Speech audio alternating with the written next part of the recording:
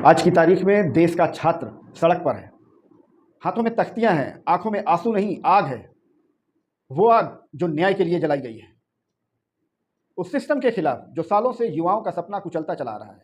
क्योंकि ये कहानी सिर्फ एक नौकरी की नहीं है, बल्कि ये कहानी है आत्मसम्मान की, मेहनत और उम्मीद की। ये कहानी उस सिस्टम की है जिसमें युवाओं ने सबसे ज़्यादा भरोसा किया। बदले में क्या मिला? इंतज़ार। रिजल्ट कब आएगा? एग्ज़ाम कैंडिडेट से ज़्यादा लीक हो जाते हैं। आखिर कब तक चलेगा ये डिले और करप्शन, जो हर साल एसएससी की परीक्षा की तैयारी में अपने सपने, समय और अपना सब कुछ दांव पर लगा देते हैं। लेकिन जब रिजल्ट सालों बाद आता है तो उनके पास सिर्फ एक चीज़ बचती है, वो है निराशा। लाखों ने हार मान ली, लेकिन आज जो युवा सड़क पर है वो हार मानने वालों में से नहीं है। वो पूछ रहे हैं हमसे गलती क्या हुई थी, क्यों हर बार हमें ही बलि का बकरा बनाया जाता है।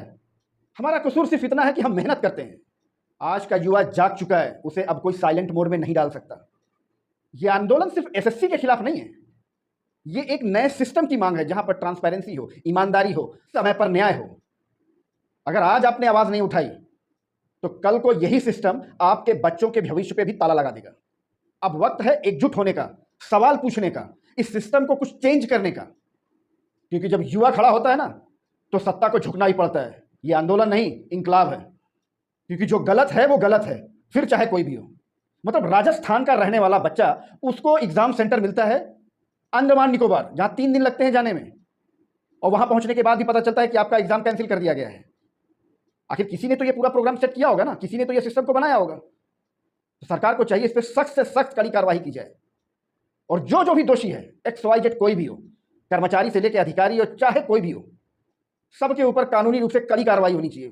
क्योंकि आपने युवाओं का साल बर्बाद किया, उनके भविष्य के साथ खिलवाड़ किया, इसमें माफी की कोई गुंजाइश नहीं होनी चाहिए। एक युवा जो सालों मेहनत करता है अपने परिवार के सपने को साकार करने के लिए, अपना भविष्य सुधारने के लिए, कम से कम सही चीज तो देखी जाए कि कम से कम कहां पर ये प्रॉब्लम हुई, कहां पर ये प्रॉब्लम क्रिएट की गई, क्यों। सही का साथ देना तो बनता है यार।